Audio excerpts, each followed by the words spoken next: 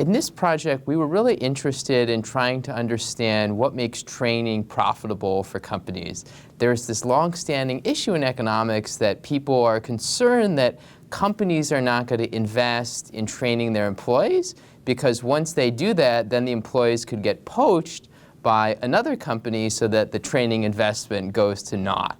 And people think this is both a business problem and a public policy concern that, for example, you compare the US versus Germany or Japan, there's a lot less firm-sponsored training in the US and in those countries that also have much lower turnover rates. And in this particular question, we wanted to understand, is there an interaction between worker overconfidence and the returns that firms get from investing in training? And does it also affect the type of contracts that they want to use? In this study, we were looking at the trucking industry, which is very specific, but we looked at one very large trucking firm. And our goal was to understand, how does worker overconfidence about their future ability as truckers after going through training affect the profits that the company gets from investing in training?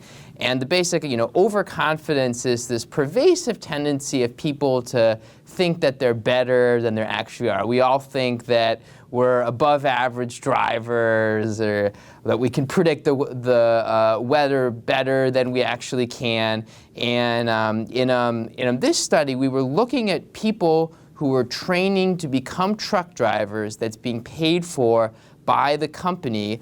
And what we did is every single week after they went through training, we asked the driver to predict the number of miles that they would drive the next week.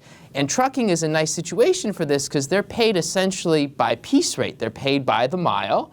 So if I expect to drive more miles per week, that means that I'm going to expect to earn more money.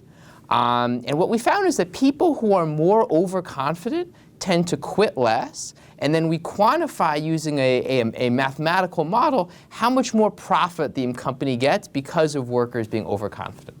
They're quite substantial. So we do a simulation at the end of the paper. What if workers were not overconfident about their miles?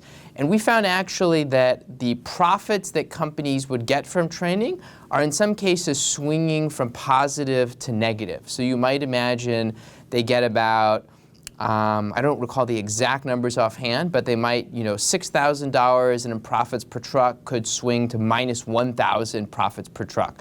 And not only that, but it seems that the particular contract that they use where they say, we're going to pay for your training, but then if you quit during the first year, you have to pay us back.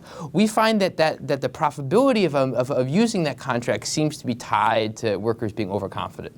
What we would think is kind of one of the broad insights is that psychological biases might be very important, not only for understanding customer interactions, how should we sell our products, but also for really understanding things about the workforce.